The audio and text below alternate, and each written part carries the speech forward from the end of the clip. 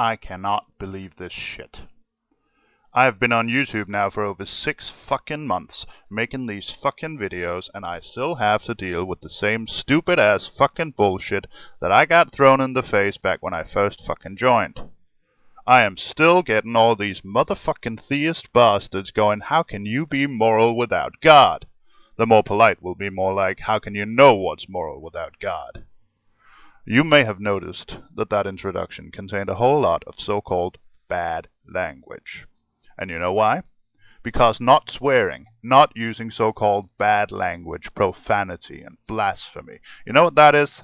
That is the phoniest, false sense of fucking morality that I have ever encountered. It's bogus piety. The fact that I say fuck, or cunt, or bitch, or fucking bitch cunt, does not in any way invalidate my arguments. It merely means that I am not attempting to be polite.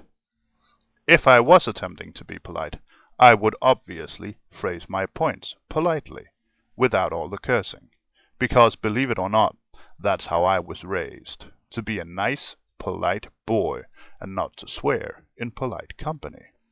But frankly, the argument that atheists can't be moral, or that atheists can't know what is good or evil because they don't have any divine guidance, is so fucking bankrupt, it doesn't deserve a polite reply. I've tried being polite about it in the past, but apparently that didn't quite get my point across. So let's try this again. It's a two-pronged argument, so let's deal with them one at a time.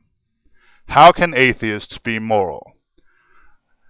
I've already dealt with this in what I thought was sufficient detail, but apparently the closed minds of the theists did not absorb my argument, so I'll try it again. It's really quite simple. I was born knowing right from wrong. By claiming that atheists cannot be moral because they lack belief in a deity, you're implying that you would be murdering, looting, raping, and pillaging if not for your deity. And that, frankly, scares the crap out of me, because that means that you belong to an intensely immoral minority of the human race. Most of us know instinctively that hurting others is bad, and most of us get an instinctively positive internal reaction from performing acts of kindness. If you are not among those that feel that way, then I kindly request that you stay the fuck away from me and mine, because quite honestly, I don't want to be near you. And the second point. How can you know what is moral without having the moral compass of divine scripture, or a God, or whatever? Again, it really is quite simple. I am not, nor have I ever been, a moral relativist. There are good and evil things in the world, and most people perform both good and evil acts during their lives. The best one can do is to always try to choose the path of the most good and the least evil. This can be hard to determine, but we are, after all, merely human. The best we can do is try. So what is good and what is evil? It's actually deceptively simple, in principle at least. Good is anything that causes happiness. Evil is anything that causes suffering. For whom? I prefer to limit my definition a little here. I know that some prefer a broader definition, but I usually go with the happiness and suffering of sentient beings. That, of course, leaves the problem of defining sentience, and also leaves the problem of why sentient beings should have special treatment. And I cannot explain that in a rationally satisfying manner. I'm an engineer, not a philosopher. So I have to settle for the fact that the distinction was born into me. So does this mean that I see no problem in torturing animals? No, of course not. Causing pain to anyone or anything is evil. The distinction is one of degree, not of kind. Because unlike some Christians that I've dealt with in the past, and even been one off in the past, I distinguish between lesser and greater evils. I will avoid stepping on a snail if I can, but if I can't, for instance if I do not notice it until too late, I will merely experience a slight sense of guilt, and then move on and forget about it. But to be honest, I still have nightmares on occasion about a cat I once hurt by accident, about 20 years ago. So here's my moral compass, based entirely on secular humanist skeptics' values. Do not kill other sentient beings except in defense.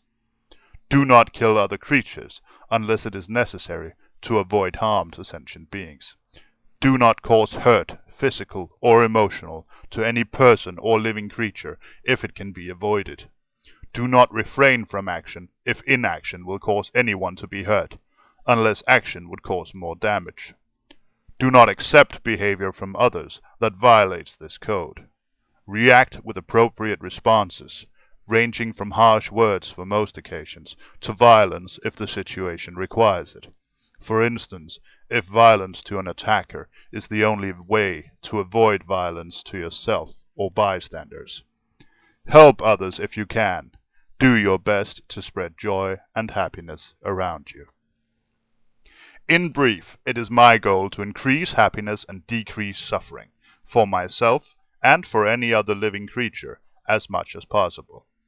And to accept the fact that I am not perfect, and that I will make mistakes, as will the people around me, because they too are not perfect, so forgiveness is prudent. And never forget, you get what you give.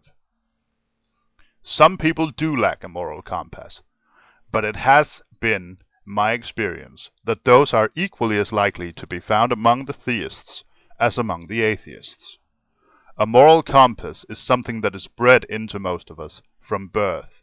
I am an atheist because, among many other reasons, I do not see the need for God-given morals, and frankly, what the gods have provided is in many cases not moral at all.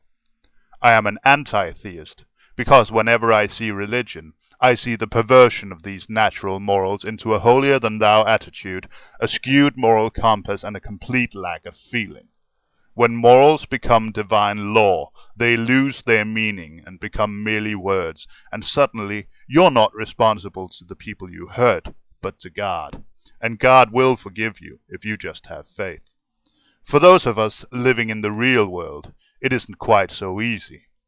We have to ask forgiveness from the actual people that we actually hurt. And since their hurt is far more tangible than that of an invisible sky daddy, it is my personal experience that we tend to think more carefully about the consequences of our actions. I'm going to end on a blatantly plagiarist note by quoting King Heathen. Don't take my word for it. Think for yourself. Peace.